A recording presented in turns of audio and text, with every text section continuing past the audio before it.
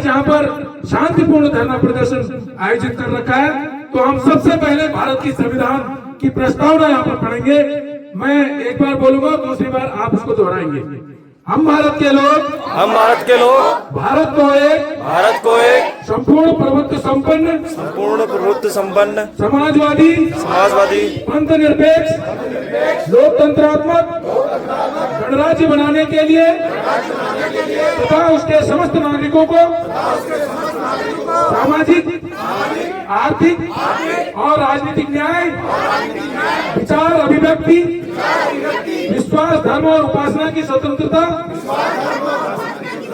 प्रतिष्ठा और अवसर की क्षमता प्राप्त कराने के लिए तथा उन सब में व्यक्ति की गरिमा और राष्ट्र की एकता और अखंडता सुनिश्चित करने वाली बंधुता बढ़ाने के लिए दृढ़ संकल्पित होकर अपनी इस संविधान सभा को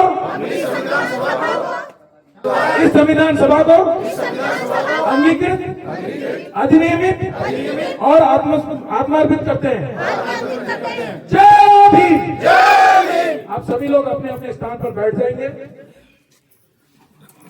आज के कार्यक्रम में उपस्थित मैं सभी लोगों का नाम नहीं ले पाऊंगा, उसके लिए मैं क्षमा चाहता हूं। यहाँ के ग्राम प्रधान, क्षेत्र के लोग जिन्होंने भी इस कार्यक्रम में प्रतिभाग किया है, क्योंकि हक की लड़ाई में किसी को बुलाया नहीं जाता है, जिसका जमीन जिंदा हो जाता है वो अपने आप चले आता है। सम्मानित साथियों, आज इस कार्यक्रम को करने की आवश्यकता हमें क्यों पड़ी, इस बारे में हमें सबसे पहले जानकारी होनी चाहिए। मैं आपको बता दूं, ओम प्रकाश जी जो गरीब किसान है, उन्होंने मल्ली धानाचूली में एक छोटा सा फल लगाया। जब उन्होंने मल्ली धानाचूली में फल लगाया तो मल्ली धानाचूली से वहां के ग्राम प्रधान और वहां के सरपंच ने उनको मजबूर करके वहां से भगाया, डराया, धमकाया। और उन्होंने जब तल्ली धानाचूली में बैंक ऑफ बड़ौदा के सामने जब उन्होंने अपनी ठेली को लगाया, वहां से भी उनको भगाने का काम किया। इस बारे में हमें जानकारी होनी चाहिए।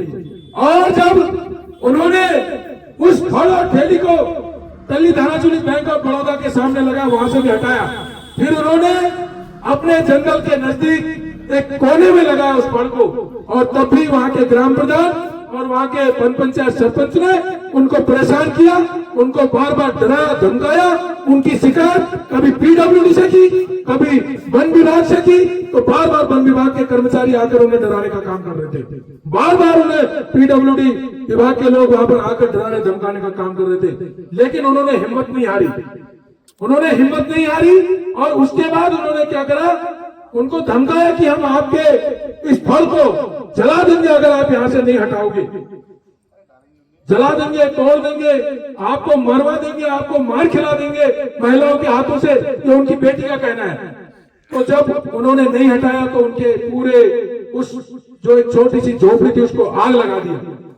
भारतीय संविधान भी कहता है कि किसी भी व्यक्ति को जो उसके मूलभूत संसाधन है, आजीविका के साधन है, उसको उनसे वंचित करने का एक बहुत बड़ा अपराध होता है।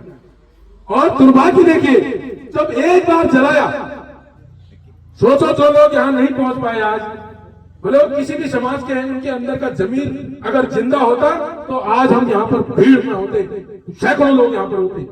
सोचो, कानून का डर नहीं उस व्यक्ति को, उन लोगों को कौन इसके पीछे है।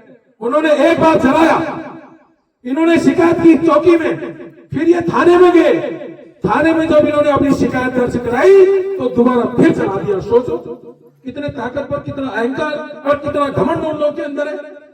क्या ये मानवता इनके अंदर की मर चुकी है? एक गरीब आदमी कोई अपने बच्चों का भरण पोषण करता है, और मुझे दुख होता है इस बात का कि केवल और केवल आज के समय में अगर अन्याय अत्याचार हो रहा है तो अनुसूचित जाति के लोगों के साथ हो रहा है। ये बात आपको समझनी पड़ेगी। हल्द्वानी से लेकर आप धानाचूली तक चले जाइए, और जो हमको धमका रहे हैं ना, हम मानहानि का दावा ठोकेंगे। मैं कह रहा हूं, तल्ली धानाचूली पूरी नजूल भूमि में बसे हुए लोग हैं, पूरे पंचायत की भूमि है। मुकेश चंद बहुत को मत छेड़ना, मैं इतनी आफत कर दूंगा कि तुम्हारी नानी याद आ जाएगी। इतना कमजोर मत समझना हमको। हमारे समाज के लोग भारतीय संविधान पर मानते हैं, उस पे रह करके अपने कदम उठाते हैं। हम आरटीआई के माध्यम से जानकारी लेंगे कि तल्ली धानाचूली आपकी कैसे बची है। जहां आपने गोदाम बनाना था फलों को बेचने के लिए, वहां आपने पक्के मकान बना दिए। कहीं आपके ग्राम प्रधान और आपके सरपंच जो उल्टे सुलटे आरोप हम लोगों के ऊपर लगा रहे, कह दे रहे उनसे, गांव के लोगों से, कि अगर आप लोग इसके बहकावे में आ गए तो आपको भी इसका हर्जाना भुगतना पड़ेगा। और ये केवल ओम प्रकाश जी को नहीं, दानाचूली से लेकर हल्द्वानी तक के लोगों को हम जो है किसी को नहीं छोड़ेंगे फिर, क्योंकि नियम कानून सबके लिए एक है। हमने संविधान की प्रस्तावना पढ़ी ना, हम भारत के लोग सब एक समान है, किसी के साथ जाति के आधार पर, लिंग के आधार पर या किसी भी तरीके से उसके साथ अन्याय अत्याचार नहीं होना चाहिए, ये हमारा भारतीय संविधान कहता है। और इसलिए जब हम परसों आए, हमारे थाना इंचार्ज महोदय भी वहां पर पहुंचे थे हमारे आने से, क्योंकि हम जाम में फंस गए थे, और उन्होंने भी आश्वासन दिया है और हमें उन पर भरोसा है पुलिस प्रशासन पर, कि मेरा उनसे भी हाथ जोड़कर निवेदन है कि इस परिवार को न्याय दे। और आज का जो हमने ज्ञापन देना है उप जिलाधिकारी महोदय को, उस ज्ञापन में हम सारी चीजें लिख के लाए हैं कि किस तरीके से उनके मान सम्मान और स्वाभिमान के साथ खिलवाड़ किया है। ये बड़े दुर्भाग्य की बात है कि नहीं है कि नहीं है? तो इसके लिए हमें मजबूती से लड़ना पड़ेगा, सड़क से लेकर संघर्ष तक, सड़क से लेकर सदन तक। हमारे लोग वहां भी हैं, जो लोग मानवतावादी लोग हैं, हरीश पनेर जैसे लोग, और भी कई लोग, मतलब जो मैं फेसबुक में देख रहा था, तमाम सामान्य वर्ग के लोग जो इंसानियत मानवता में भरोसा रखते हैं। बसपा से हमारे भूवन चंद जी, सारे लोग यहाँ पर आए। मैंने सबसे आह्वान किया था, जो लोग गरीब को गरीब समझते हैं, जो लोग इंसान को इंसान समझते हैं, जो लोग मानव को मानव समझते हैं, उन लोगों को यहाँ पर उपस्थित होना है। मैंने ये अनुरोध किया था। और ऐसा नहीं है कि हम किसी समाज के विरोध में, हम किसी दल के विरोध में, हम ऐसे किसी के विरोध में नहीं है। वो समाज में कुछ कुंठित मानसिकता के लोग प्रत्येक समाज में होते हैं, और उन कुंठित मानसिकताओं की वजह से पूरा समाज बदनाम होता है। इस बारे में हमें चिंतन करना होगा, और ऐसे कुंठित मानसिकता के लोगों के ऊपर हमें सख्त से सख्त कार्रवाई करनी होगी। मेरा पुलिस प्रशासन के अधिकारी लोग यहाँ पर पहुंचे हुए, उनसे भी अनुरोध है कि अगर लोग कानून से ऊपर अपने आप को मानते हैं तो उनको कानून का पाठ पढ़ाना हम सबकी नैतिक जिम्मेदारी है, आपकी भी नैतिक जिम्मेदारी है। और मुझे उम्मीद है कि दानाचूली पुलिस हमारा सहयोग करेगी, और जिन लोगों ने ओम प्रकाश जी की झोपड़ी, उनके संसाधन को, उनके आजीविका के संसाधन को क्षति पहुंचाने का काम किया, उसको उसका फल मिलेगा, उसके उनको कानूनी कार्रवाई उनके ऊपर होगी, ऐसा मेरी अपेक्षा आप लोगों से है।